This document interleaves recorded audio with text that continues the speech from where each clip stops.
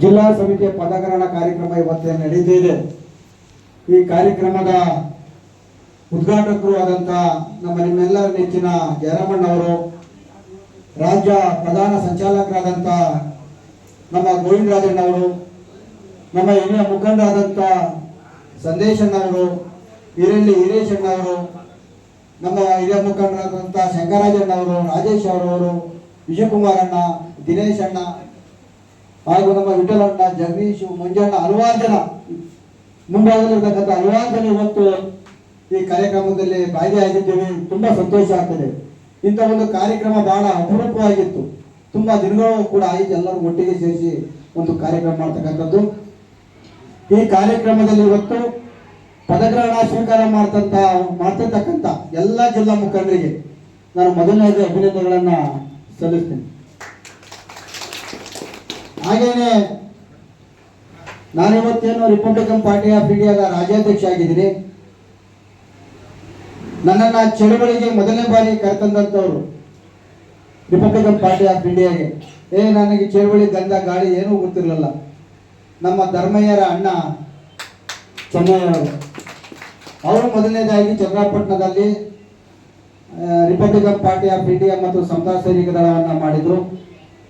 ಆಗ ನನ್ನನ್ನು ಸಮತಾ ಸೈನಿಕ ದಳ ಅದು ಅಂಬೇಡ್ಕರ್ ಕಟ್ಟಿದ ಪಕ್ಷ ಸಂಘಟನೆ ದಯಮಾಡಿ ಅಂತ ಕರ್ಕೊಂಡು ಹೋಗಿ ಸ್ವಲ್ಪ ದಿನಗಳಲ್ಲಿ ಪಾಪ ತೀರ್ಕೊಂಡ್ರು. ಈ ಸಂದರ್ಭದಲ್ಲಿ ನೆನಪು ಮಾಡಿದ್ರೆ ಅವ್ರ ತಮ್ಮ ಇವತ್ತು ಚಳುವಳಿಯಲ್ಲಿ ಇದ್ದಾರೆ, ಅವರು ಕೂಡ ನಾನು ಮೊದಲನೇ ನೆನಪು ಮಾಡ್ತಾ, ಆತ್ಮೀಯರೇ, ನಾನು ಕೂಡ ಚಳುವಳಿಯಲ್ಲಿ ಇರ್ತಕ್ಕಂಥ ವೇದಿಕೆ ಮೇಲೆ ಏನಿದ್ದಾರೆ ಅವರೆಲ್ಲರಿಗಿಂತ ಬಹಳ ಚಿಕ್ಕವನು. ಅವರೆಲ್ಲರೂ ಕಲಿಸಿದಂಥ ಪಾಠ ತಿಳಿದ ಮೇಲೆ ನಾನು ಕೂಡ ಸ್ವಲ್ಪ ಅಲ್ಲಿ ಇಲ್ಲಿ ನಾಯಕತ್ವವನ್ನು ವಹಿಸ್ಕೊಂಡಿದ್ದೀವಿ. ಹಾಗೇನೆ ಕೂಡ ಇವತ್ತು ನೀವೆಲ್ಲರೂ ಕೂಡ ನಮ್ಗಿಂತ ಚಿಕ್ಕವರು ಇರ್ಬೋದು, ಇಲ್ಲ ನಮ್ಮ ಸಂಬಂಧ ಆಗಿರ್ಬೋದು, ಹಿರಿಯರು ಏನು ಮಾರ್ಗದರ್ಶನ ಕೊಡ್ತಾರೆ. ಇವತ್ತು ಚಳುವಳಿ ಹೇಗೆ ಕಟ್ತಿದ್ದಾರೆ ಅಂದ್ರೆ ಹಿರಿಯರು ಸರಿ ಇಲ್ಲ ಅಂತ ದೂರ್ಕಡೆ ಚಳುವಳಿ ಕಟ್ತಕ್ಕಂಥ ತುಂಬಾ ಜನ ನಾನು ನೋಡ್ತಿದ್ದೀವಿ. ಯಾಕೆ ಹೇಳಿದ್ರೆ ಹಿರಿಯರು ಸರಿಯಾಗಿ ಮಾಡಲ್ಲ, ಅವ್ರು ಹಂಗೆ ಮಾಡಿದ್ರು ಹಿಂಗೆ ಮಾಡಿರೋ ನೀನೇನು ಮಾಡ್ತೀವಿ ಅನ್ನೋಕ್ಕಂಥದ್ದು ಪ್ರಶ್ನೆ ನಾವು ಮೊದಲು ಮಾಡ್ತೀವಿ. ಯಾಕಂದ್ರೆ ಹಿರಿಯರು ಹಾಕೊಟ್ಟಂಥ ದಾರಿಯಲ್ಲಿ ನಾವು ನಡೀಲಿಲ್ಲ ಅಂತಂದ್ರೆ ನಾವು ಕಿರಿಹಾರ ಅಂತ ಏನು ನಾವು ಕಿತ್ಬಿಸಾಗಕ್ಕಾಗಲ್ಲ. ಹಾಗಾಗಿ ನಾವೆಲ್ಲರೂ ಕೂಡ ಹಿರಿಯರ ಹೋರಾಟವನ್ನು ಮೆಲುಕು ಹಾಕಬೇಕು, ಅವರ ಪಾಠಗಳನ್ನ ಕೇಳಬೇಕು. ನಿಜವಾಗ್ಲೂ ನೀವು ಚಳವಳಿ ಕಟ್ತೀವಿ ಅಂದ್ರೆ ಈ RSS ಅಲ್ಲಿ ಮೊದಲನೇ ಕೂರೋದು ಕಳಿಸ್ತಾರೆ, ತಾಳ್ಮೆಯಿಂದ ಕೂರೋದು. ಆದ್ರೆ ನಮ್ಮ ತಾಳ್ಮೆ ಕೂರೋದು ಇನ್ನೂ ಕಲ್ತಿಲ್ಲ ನಾವು. ನಮ್ಮ ಜಾಗ ಇಲ್ಲಿದ್ರೆ ನಮ್ಮ ಮನಸ್ಸು ಇಲ್ಲೆಲ್ಲೋ ಓಡ್ತಾ ಇರ್ತೀವಿ. ಇಲ್ಲಿ ಯಾವುದೋ ರಿಯಲ್ ಎಸ್ಟೇಟು, ಇನ್ಯಾವುದೋ ಯಾವ ಕೇಸು, ಪೊಲಿಟಿಷಿಯನ್ ಯಾರೋ ಫೋನ್ ಮಾಡ್ತಾ ಇರ್ತಾರೆ, ಇನ್ಯಾರೋ ದುಡ್ಡು ಇಸ್ಕೊಂಡಿರ್ತೀವಿ, ಅವ್ರಿಗೆ ಕೆಲಸ ಮಾಡ್ಕೊಡ್ಬೇಕಾಗಿರುತ್ತೆ. ಆಮೇಲೆ ಧಾರಾವಾಹಿಗಳು, ಆಮೇಲೆ ಯಾವುದೋ ಫಿಲಮ್ದು, ಆ ಥರದ್ರ ಮೇಲೆ ಏನಾದ್ರು ಆ ಮನಸ್ಥಿತಿ ಇದ್ರೆ ನಿಜವಾಗ್ಲೂ ಕೂಡ ದಲಿತ ಚಳುವಳಿಯನ್ನ ಕಟ್ಟಕ್ಕಾಗಲ್ಲ. ನಾವು ದಲಿತ ಚಳುವಳಿ ಕಟ್ತಿದ್ರೆ RSS ಅಲ್ಲಿ ಇದೆಯಲ್ಲ, ಯಾಕೆ ಚಳುವಳಿ ಕಟ್ಟಬೇಕು ಅಂದ್ರೆ ನಾನು ನಿಜವಾಗ್ಲೂ ಕೂಡ ಮಂಜಣ್ಣ ಮತ್ತು ತಮ್ಮ ತಂಡಕ್ಕೆ ಅಭಿನಂದನೆ ಕಳಿಸ್ತೀನಿ. ಯಾಕಂತಂದ್ರೆ ಇತ್ತೀನ ದಿನಗಳಲ್ಲಿ ಚಳುವಳಿಗೆ ಬರ್ತಕ್ಕಂಥ ಸಂಖ್ಯೆ ಕಡಿಮೆ ಆಗಿದೆ. ಚಳುವಳಿ ಬತ್ತಿ ಅಂತ ಕರೆದ್ರೆ ಅದರಲ್ಲಿ ಏನು ಆದಾಯ ಇದೆ ಅಂತ ಕೇಳ್ತಕ್ಕಂಥ ಸಂಖ್ಯೆ ಜಾಸ್ತಿ. ಹಾಗಾಗಿ ನಿಯೋಗ ಯಾಕೆ ಅಭಿನಂದನೆ ಅಂದ್ರೆ ಚಳುವಳಿಗೆ ಯುವಕರು ಬರಬೇಕು, ಹಿರಿಯರು ತಂದಿರ್ತಕ್ಕ ರಥವನ್ನು ಮುನ್ನಿಡ್ತಕ್ಕಂಥ ಕೆಲಸವನ್ನ ಈಗಿನ ಕಿರಿಯರು ಮಾಡಬೇಕು. ಆ ಕಿರಿಯರು ಮಾಡಬೇಕು ಅಂತಂದ್ರೆ ನಾವೆಲ್ಲರೂ ಕುಡಿಯರ ಹಾದಿಯನ್ನ ಅವರ ಇದನ್ನ ತಿಳಿಬೇಕು. ಈ ಚಳುವಳಿ ಇಲ್ಲ ಅಂತಂದ್ರೆ ಬಂಧುಗಳೇ ಮುಂದೆ ನಮ್ಮ ಸ್ಥಿತಿ ಯಾವಾಗ ಆಗ್ಬೋದು ನಾವು ಅನುಭವಿಸಿಲ್ಲ. ಎಷ್ಟೋ ಜನ ಇರ್ತಕ್ಕಂಥ ಬಹುತೇಕ ಆ ಚಳುವಳಿ ಇಂದಿನ ನೋವು, ಕಷ್ಟ, ಅಸ್ಪೃಶ್ಯತೆಯ ಅನುಭವ, ಅವರ ದೌರ್ಜನ್ಯ ನಾವು ಎಷ್ಟೋ ಜನ ಈಗ ಇರ್ತಕ್ಕಂಥವ್ರು ಅನುಭವಿಸಿಲ್ಲ. ನಾವಾದ್ರೂ ಕೂಡ ಸ್ವಲ್ಪ ಅನುಭವಿಸಿ ಆ ಚಳುವಳಿ ಹುಡ್ಕೊಂಡಿದ್ದೀವಿ. ಆ ಅನುಭವಿಸ್ತಿರ್ತಕ್ಕಂಥದ್ದು ಮುಂದಿನ ದಿನ ಚಳುವಳಿ ಮಾತ್ರ ನೀವು ಅನುಭವಿಸ್ತೀರಿ. ಅನುಭವಿಸ್ಬಾರ್ದು ಅಂದ್ರೆ ನಾವು ಚಳುವಳಿಯನ್ನ ಕಟ್ಟಬೇಕಾಗುತ್ತೆ, ಆ ಚಳುವಳಿಗೆ ಬರಬೇಕಾಗುತ್ತೆ. ಚಳುವಳಿ ಅಂತಕ್ಕಂಥದ್ದು ಬರೀ ಆಟೋತ್ಸವ ಮಾಡಲ್ಲ, ಇಲ್ಲಿ ಆಟ ಆಡಕ್ಕೆ ಬರ್ತಕ್ಕಂಥದ್ದಲ್ಲ. ಹಾಗಾಗಿ ನಾವೆಲ್ಲರೂ ಕೂಡ ಚಳುವಳಿಯನ್ನು ಬಹಳ ಗಂಭೀರವಾಗಿ ನಾವು ಚಿಂತನೆ ಮಾಡಬೇಕು. ಬಾಬಾ ಸಾಹೇಬ್ ಅಂಬೇಡ್ಕರ್ 1929ರಲ್ಲಿ ಏನು ಬೇರೆ ಬೇರೆ ದೇಶಗಳಲ್ಲಿ ಪದವಿಯನ್ನು ಪಡೆದು ಈ ದೇಶಕ್ಕೆ ಬಂದು ಇಲ್ಲಿರ್ತಕ್ಕಂಥ ಅಸ್ಪೃಶ್ಯತೆ, ಅಸಮಾನತೆಯನ್ನ ಹೋಗಲಾಡಿಸ್ಬೇಕು ಅಂತ ಹೇಳಿ ಚೌದಾಂಕಿಯರ ಹೋರಾಟವನ್ನು ಏನು ಪ್ರಾರಂಭ ಮಾಡಿದ್ರು, ಕಾಳಾರಾಮ್ ದೇವಸ್ಥಾನ ಪ್ರವೇಶವನ್ನು ಏನು ಪ್ರಾರಂಭ ಮಾಡಿದ್ರು, ಆ ಪ್ರಾರಂಭದಿಂದಲೂ ಕೂಡ ಬಾಬಾ ಸಾಹೇಬರ ಚಳುವಳಿಗೆ ಮತ್ತೆ ಕರ್ನಾಟಕ ಬಹಳ ಅವಿಭಾಜ್ಯ ಸಂಬಂಧ ಇದೆ. ಯಾಕಂತಂದ್ರೆ ಆಗಿನ ಬಾಬಾ ಸಾಹೇಬರು ಏನು ಶುರು ಮಾಡಿದಂತ ಚಳುವಳಿ ಇದೆ, ಅಸ್ಪೃಶ್ಯತೆ ಹೋರಾಟ, ಅಸಮಾನತೆ ವಿರುದ್ಧ ಹೋರಾಟದ ಚಳುವಳಿ ಇದೆ. ಆ ಸಂದರ್ಭದಲ್ಲಿ ಕರ್ನಾಟಕದಲ್ಲೂ ಕೂಡ ಕರ್ನಾಟಕದ ನಾಯಕರು ಕೂಡ ಬಾಬಾ ಸಾಹೇಬ್ ಜೊತೆ ಪಾಲ್ಗೊಂಡಿದ್ರು.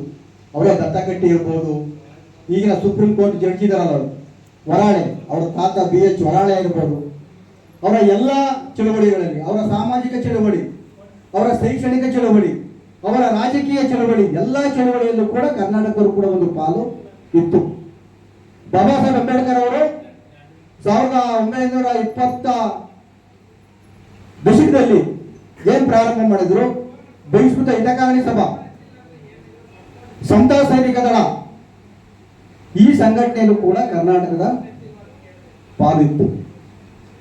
ಆದ್ಮೇಲೆ ಬಾಬಾ ಸಾಹೇಬ್ ಅಂಬೇಡ್ಕರ್ ಅವರು ಪ್ರಪ್ರಥಮವಾಗಿ ಸಮತಾ ಸೈನಿಕ ದಳ ಸ್ಥಾಪನೆ ಮಾಡಿದಂತ ಸಂದರ್ಭದಲ್ಲಿ ಕೇವಲ ದಲಿತರಿಗೆ ಮಾಡಿದಂತ ಸಂಘಟನೆ ಅಲ್ಲ. ನಾವೆಲ್ಲರೂ ಕೇಳಿದೀವಿ. ಒಂದು ಉದಾಹರಣೆ ಅಂತ ಅಂದ್ರೆ, ನಾವು ಬಾಲಗಂಗಾಧರ ತಿಲಕ್ ಅವರ ಹೆಸರನ್ನ ಕೇಳಿದೀವಿ. ಕಟ್ಟ ಹಿಂದುತ್ವವಾದಿ, ಕಟ್ಟ ಜಾತಿವಾದಿ, ಅವೊಬ್ಬ ಬ್ರಾಹ್ಮಣ. ಆದ್ರೆ ಅವರ ಮಗ ಅಂಬೇಡ್ಕರ್ ವಾದಿ, ಅವರು ಸಮತಾ ಸೈನಿಕ ದಳ ಟ್ರಸ್ಟ್ ನ ಸದಸ್ಯರು. ಅರೆ ಬಾಬಾ ಸಾಹೇಬ್ ಯಾಕೆ ವಿಷಯ ಹೇಳ್ತೀನಿ ಅಂದ್ರೆ, ಬಾಬಾ ಸಾಹೇಬ್ ಬರೀ ದಲಿತರನ್ನ ಕಟ್ಕೊಂಡು ಚಳುವಳಿಯನ್ನ ಮಾಡಲ್ಲ, ಬ್ರಾಹ್ಮಣರು ದಲಿತ ನೇತರನ್ನ ಸೇರಿ ಚಳುವಳಿಯನ್ನ ಈ ದೇಶದಲ್ಲಿ ಸಮತಾ ರಾಷ್ಟ್ರವನ್ನು ನಿರ್ಮಾಣ ಮಾಡಬೇಕಂತ ಹೇಳಿ ಅವರ ಕನಸೇನಿತ್ತು. ಹಾಗಾಗಿ ಬಾಬಾ ಸಾಹೇಬರು ಮತ್ತೆ ಅವರ ರಾಜಕೀಯ ಚಳವಳಿಯನ್ನು ಕೂಡ ಕರ್ನಾಟಕದ ಪಾಲಿತ್ತು. ಅವ್ರು ಏನು ಇಂಡಿಪೆಂಡೆಂಟ್ ಲೇಬರ್ ಪಾರ್ಟಿಯನ್ನ ಸ್ಥಾಪನೆ ಮಾಡಿದ್ರು. ಆ ಇಂಡಿಪೆಂಡೆಂಟ್ ಲೇಬರ್ ಪಾರ್ಟಿಯನ್ನು ಸ್ಥಾಪನೆ ಮಾಡಿದಂತ ಸಂದರ್ಭದಲ್ಲಿ ಅಣ್ಣ ಕರ್ನಾಟಕದ ಒಬ್ಬ MLA ಇದ್ರು. ಅವರೇ ಇವತ್ತಿನ ಸುಪ್ರೀಂ ಕೋರ್ಟ್ ಏನ್ ಜಡ್ಜಿ ಹೇಳ್ತೀವಲ್ಲ ವರಾಳೆ, ಅವರ ತಾತ BH ವರಾಳೆ ಅವರು schedule caste federation of India ಅಂತ ಒಂದು ಪಕ್ಷವನ್ನು ಸ್ಥಾಪನೆ ಮಾಡ್ತಾರೆ. ಅಲ್ಲೂ ಕೂಡ ಕನ್ನಡದಲ್ಲಿ MLAಗಳಿದ್ರು. ಅಣ್ಣ ಚಿಕ್ಕಲಿಂಗಯ್ಯ ಮಳವಳ್ಳಿ, ಅಣ್ಣ ಸ್ವಾಮಿ ದರೈ, KGF, ಇವರು ಕೂಡ independent labour party schedule caste federation of ಇಂಡಿಯಾದ MLAಗಳು. ಆಮೇಲೆ ನಂತರದಲ್ಲಿ ರಿಪಬ್ಲಿಕನ್ ಪಾರ್ಟಿ ಆಫ್ ಇಂಡಿಯಾ ಆದ್ಮೇಲೆ ಹಲವಾರು MLAಗಳು, MP ಗಳು ಇವೆಲ್ಲ ಇದ್ರು. ಆ ಕಾರಣಕ್ಕೆ ಬಾಬಾ ಸಾಹೇಬ್ ಕಟ್ಟಿದಂತ ಚಳುವಳಿ ಕರ್ನಾಟಕಕ್ಕೆ ಬಹಳ ಪ್ರಭಾವವನ್ನ ಬೀರುತ್ತದೆ. ಆಗ ಮಹಾರಾಷ್ಟ್ರದಲ್ಲಿ ಶುರುವಾದಂತ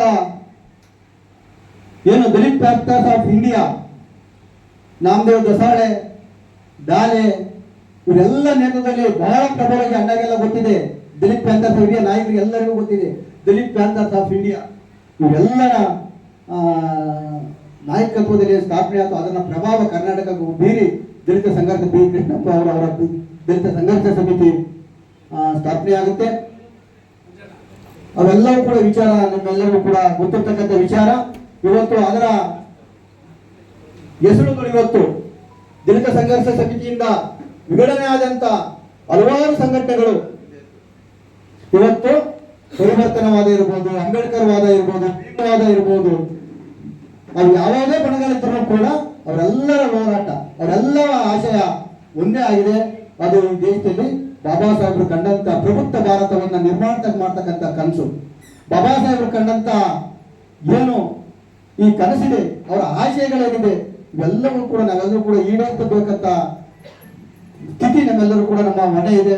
ಹಾಗಾಗಿ ನಾನು ಹೆಚ್ಚಿಗೆ ತಾವು ಜಾಸ್ತಿ ಮಾತಾಡಿದ್ದೇನೋ. ಹಾಗಾಗಿ ರಿಪಬ್ಲಿಕ್ ಈಗಿನ ಏನು ಇವತ್ತು ದಲಿತ ಸಂಘರ್ಷ ಸಮಿತಿ ಪರಿವರ್ತನವಾದ ಆ ಸಮಯದಲ್ಲೂ ಕೂಡ